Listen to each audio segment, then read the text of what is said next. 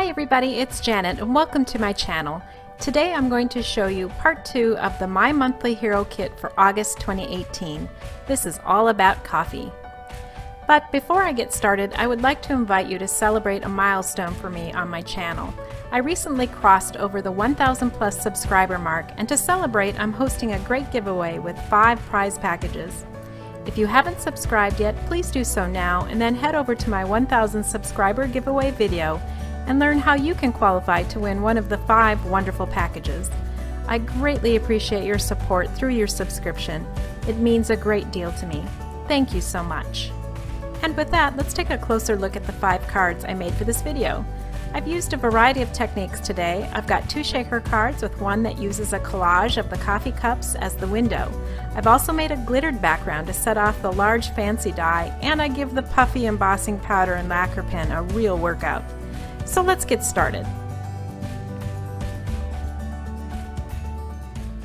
Now with card 1, I've sped this part up really fast because it's not too exciting to watch me put on 3 different distress oxide inks onto a card panel, and that's exactly what I'm doing here.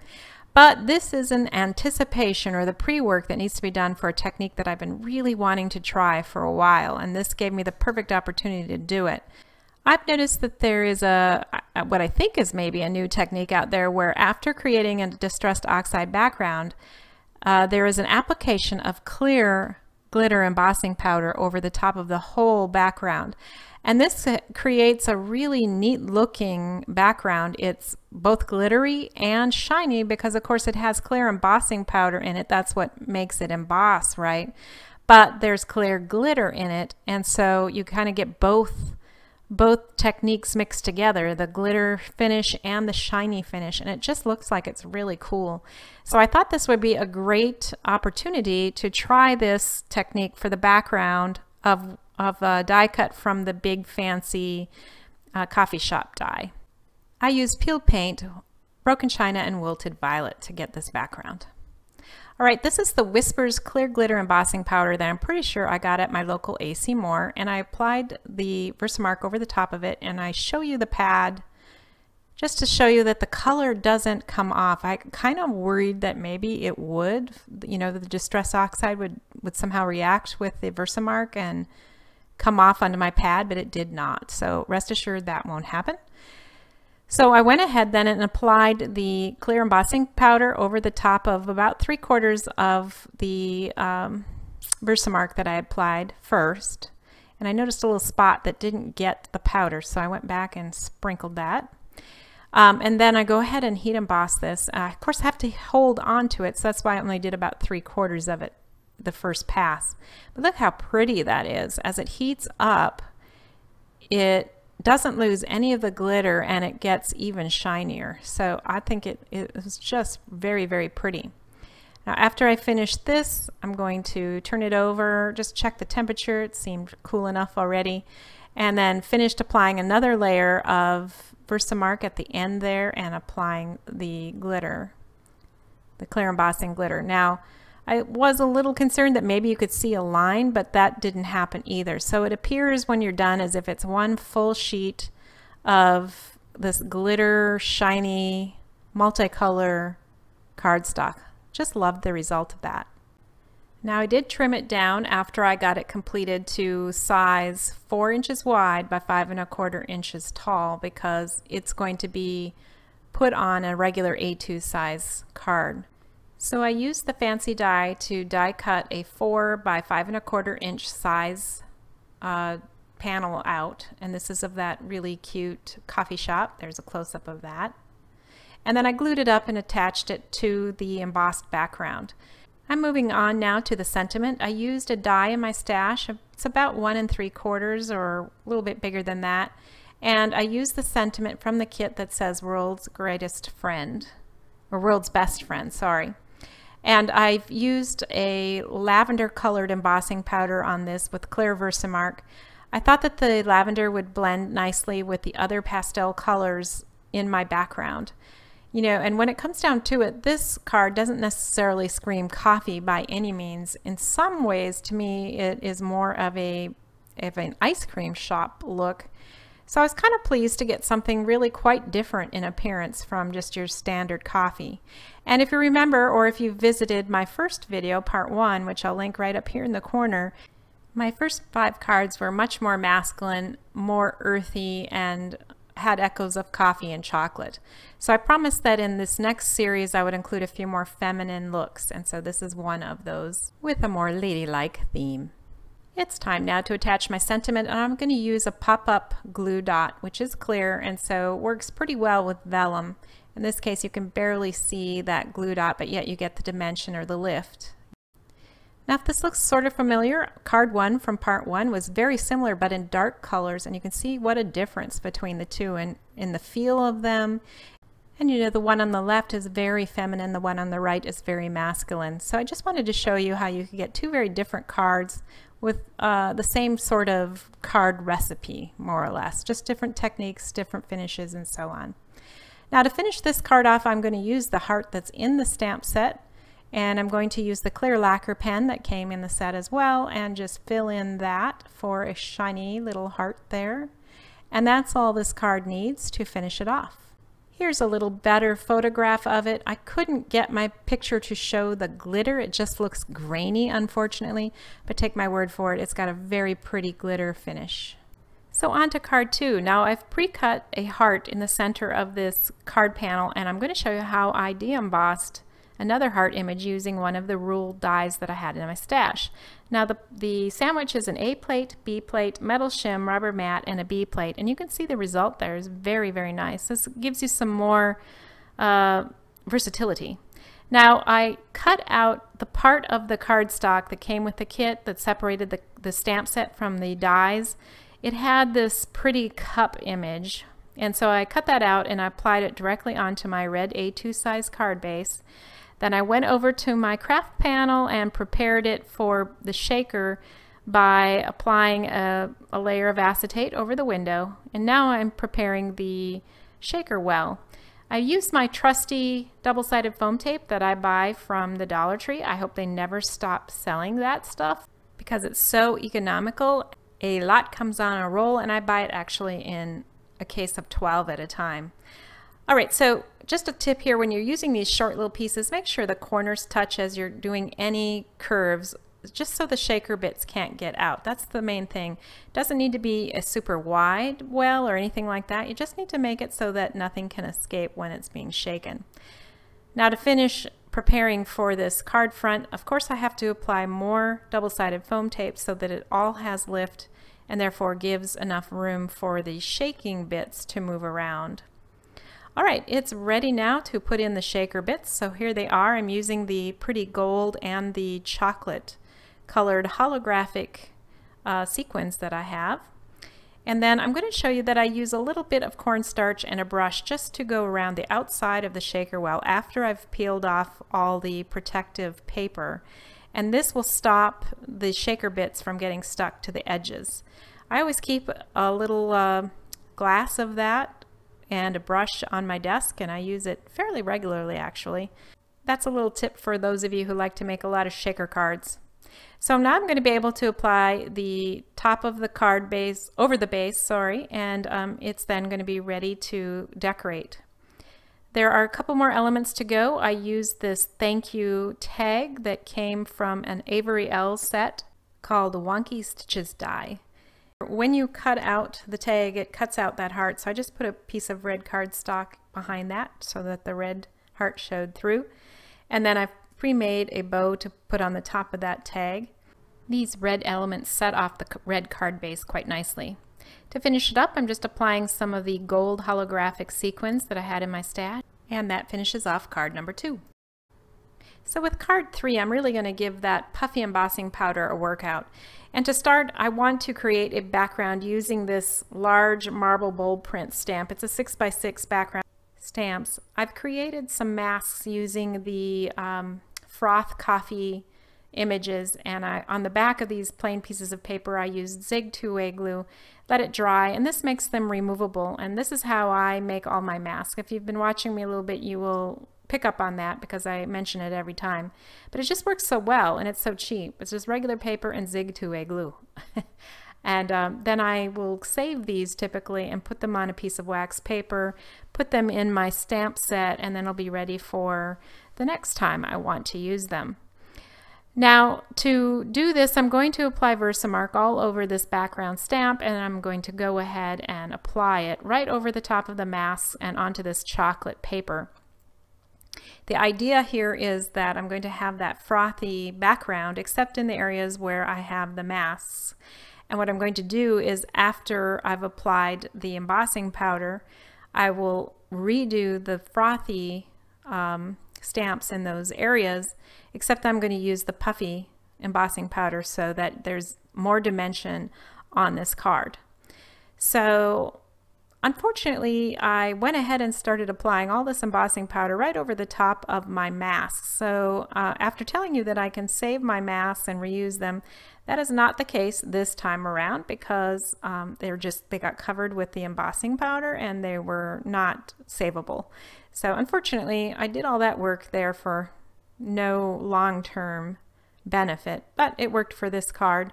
If you try this, try to remember to do that first, because then you won't waste them like I did. And then I was even more stupid by putting them right into my embossing powder.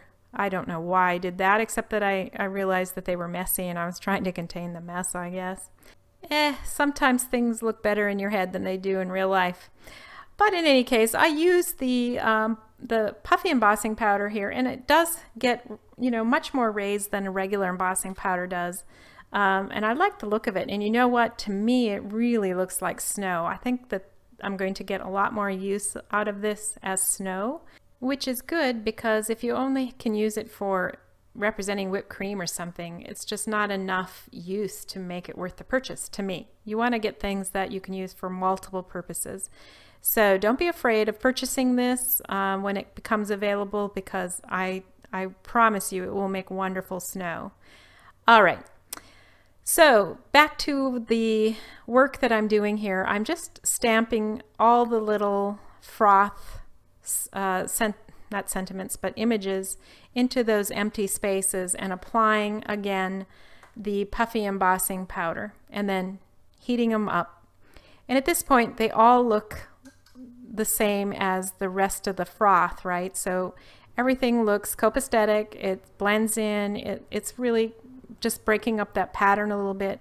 And I like that result, but I had intended all along that I wanted these frothy areas to be raised, and by using that lacquer pen and then applying the puffy embossing powder over the top, so that these little frothy pieces would be much taller than the rest of the background, which again worked better in my head than it did on the card base. It didn't turn out bad, but it wasn't as crisp and clean as I would have liked it to look.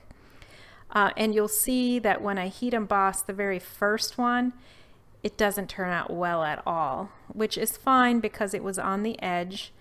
And I ended up cutting this 6x6 piece down to 4 by 5 1/4 anyway, so that this one here that you're going to see, it just gets all yucky. I heated it up from the bottom thinking, that would be better so it wouldn't fly around, but I overheated that first one and it just turned into a bubbly mess. So I was a little more careful with the rest of them, and that got a better result. Also, as you'll see in a minute, after I kind of got it heated up a little bit from the bottom, I then went over it on the top with the heat gun to kind of set it from both directions, and that did work better. So it was a little bit of experimenting here, and I hope you won't mind, but if you use this, you'll hopefully benefit from my experience here. Mainly, you don't want to overheat it. All right, I wanted to give you a close-up look now that I've cut it down, and I've got a still picture coming up. So you can see that it is raised. It's pretty neat, actually. And for such a hot mess that it looked like in the beginning, I actually liked how it turned out in the end. Now I had a little piece left over, and that'll show up in a future card. All right, so I backed this with some fun foam. The blue color doesn't show through because it's just not thick enough to do that. And now I've applied or created off camera this sentiment which says, "You're the cream in my coffee." And I've also die cut and colored 2 coffee cups. I like these 2 cups together. It's kind of the big cup, and the little cup sort of symbolizes male and female to me. We've got the more chunky male and the more curvy feminine female cup there. Maybe I'm carrying that a little far, but that's how I look at it. I also off camera created the steam image with the stamp set and heat embossed that. And I want that to stand up as well, so it's a little bit tricky because this is not a very big image. But I'm just taking tiny little slices from my double-sided foam tape and applying them there so they'll go on without being seen. And also I wanted to tell you that when I finished this card, I decided that the "You're the Cream in My Coffee" was a little bit too high, so I moved it down. If you go back to see the finished cards in the very beginning, you'll see that I moved that sentiment down, and it really made a difference in the card. I liked it much better.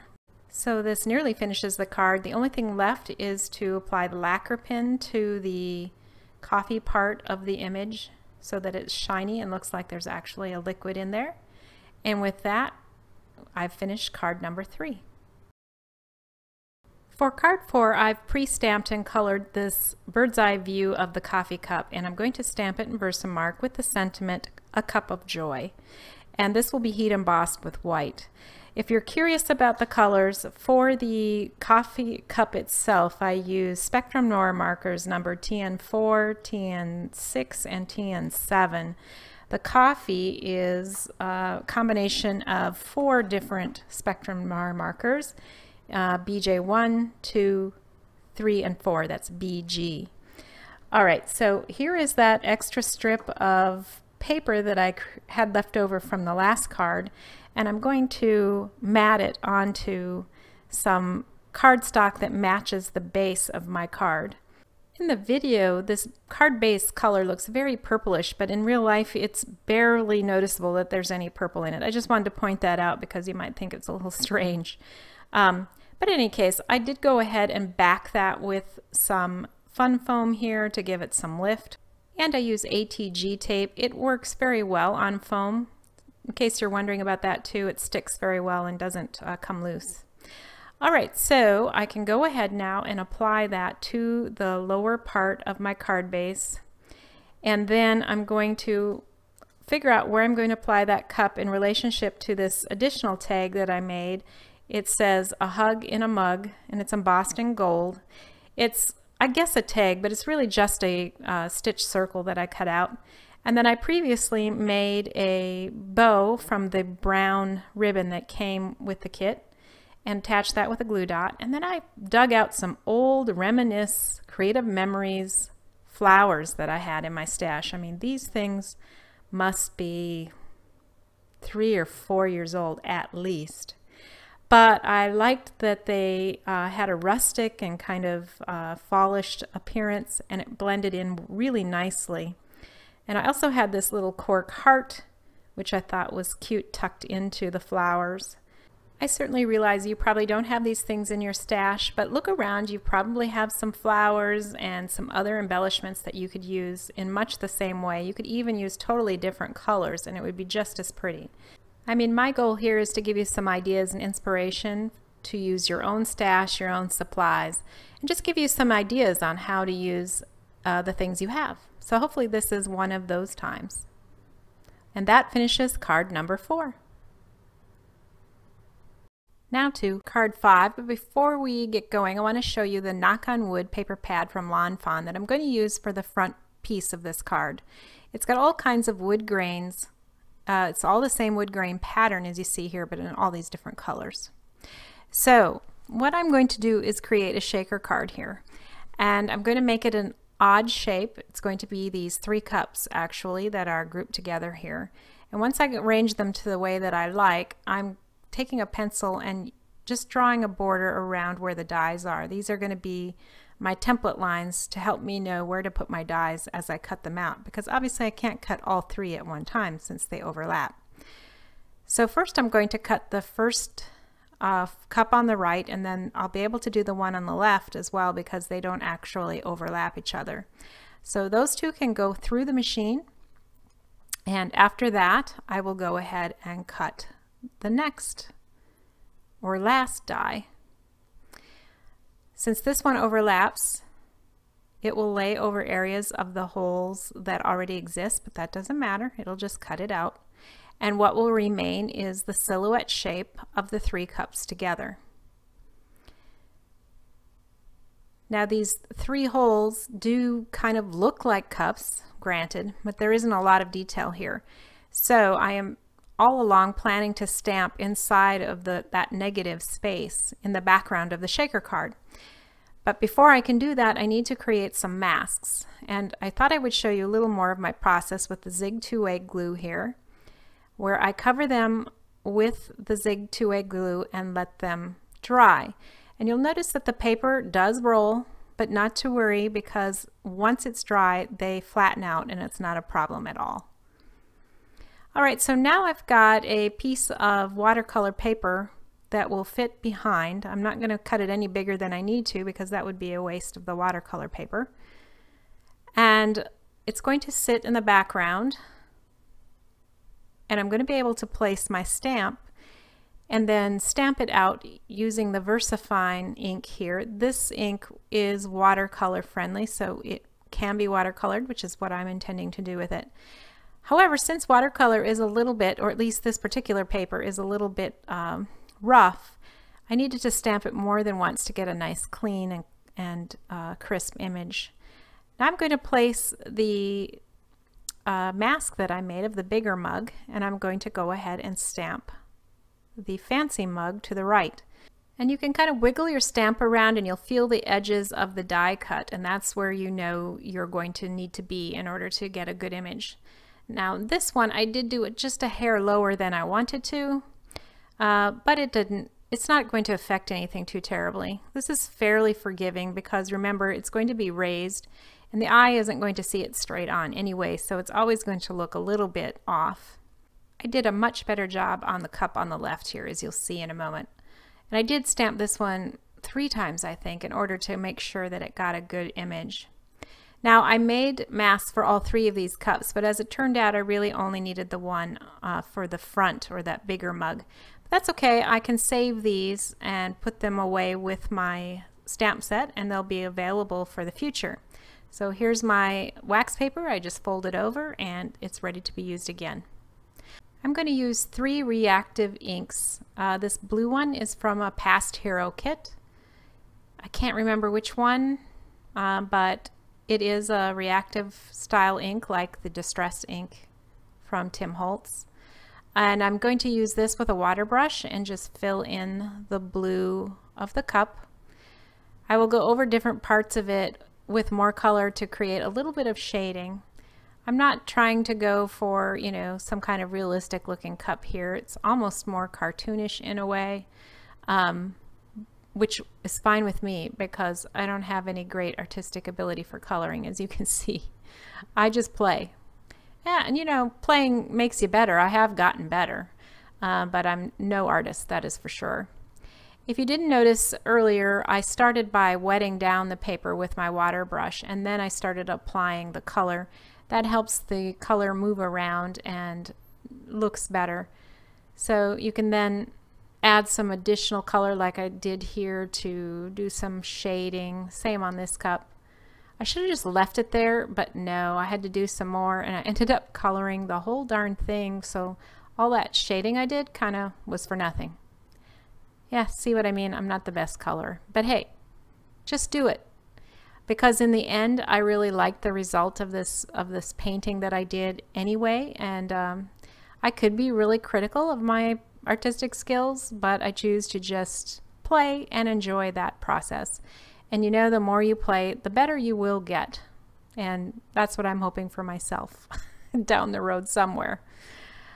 All right, so I'm finally finishing up with this last red cup. And this is a Hero ink as well. The orange is a marigold, or actually spiced marmalade. That's a Tim Holtz ink. The other 2 are from Hero Arts, and they were reactive inks that came in past kits.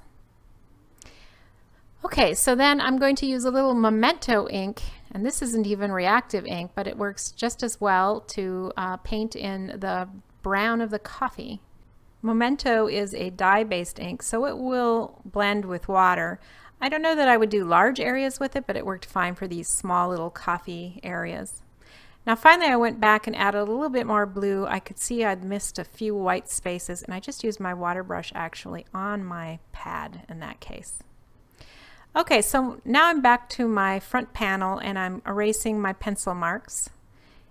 And I've got a piece of acetate here that I have recycled from some other packaging. That's what the lines you're seeing there on the left and the top was some marker lines I made to cut squares off of this very large piece of plastic that I happened to get when I bought something else. And I recycle and use a lot of that kind of packaging because it's really heavy duty plastic, and it adds some additional sturdiness to your card, and it's free. And it's better than going into the landfill. It at least gets one more use. It may end up in the landfill anyway eventually, but at least it gets another life. And here you can see me applying my double-sided foam tape again to create the well, making sure that as I have curves, those curves always have a corner touching so that none of the shaker bits can get out of it. Now this is a big panel. It's almost, I think it's 5.5 by 5.5, and so it requires a lot of foam tape. So it's a good thing that I am using my inexpensive double-sided foam tape from the Dollar Tree. Alright, it's time to put my shaker bits in. I used a sequin mix from Creative Escape Paper Crafting called Heavy Metal, and I'm also throwing in a few Studio Katia iridescent crystals, which comes in a pack called Iridescent Crystals Mix. And both of those things you can get at Creative Escape Paper Crafting, and I'll put the link below in my video description. So I'm almost ready to put my shaker piece over the top of this blue matting, and I had to play around a little bit to figure out where I was going to place the watercolor piece so that when I put the top on it would be properly spaced so that the mat would be even all the way around the image. So that just took a little bit of fussing around and trying and moving, and eventually I got it to where it should be and secured it with a couple glue dots, and then I could go ahead and put my shaker card piece over the top of that mat, and it turned out very nicely. So now I'm going to work on my sentiments. I have two of them. They're white heat embossed on pink, and then I use the Delicata ink in rose gold just to go around the edges of the sentiments. I created a border for the bottom here using a piece of designer paper from my stash that had this kind of splattered pink and yellow pattern on it. I thought it added some interest to the card, and I matted that on matching pink cardstock, which is the same as the sentiments. You'll see the other sentiment here shortly, but this sentiment says coffee is always a good idea, and the next sentiment I have says give it a shot. So this is a great card for somebody who's having a rough day, or if you just want to let somebody know that you're thinking about them. Off camera, I made this 3-loop bow using an organza type ribbon, and I think it really looks nice on this card. Alright, the next step I have is to apply a few more sequins. This is from a pastel sequin set with all kinds of different sizes, so I chose a yellow, a pink, a green, and a blue to go on here. And I'll secure them with small glue dots. The last step is to secure this whole panel on my card base, and I made a 6x6 white card base that folds from the side, and I just attached that with wet glue, and voila, card number 5 is done. Really like it.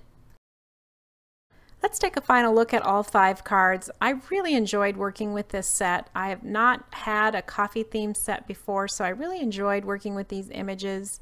I found it a lot of fun, and the cups and everything with the sentiments were really easy to come up with neat little cards. If you enjoyed your time with me today, please give me a thumbs up, comment, and subscribe, and hit that subscribe button so you'll get a notice the next time I post a video. I've also put up a couple videos here that I think you might enjoy, including the 1,000 subscriber giveaway video, which will tell you all the rules so that you can enter and become eligible to win one of 5 of my prizes. Well, thanks everyone. I'll see you soon, but until then, keep crafting. Bye.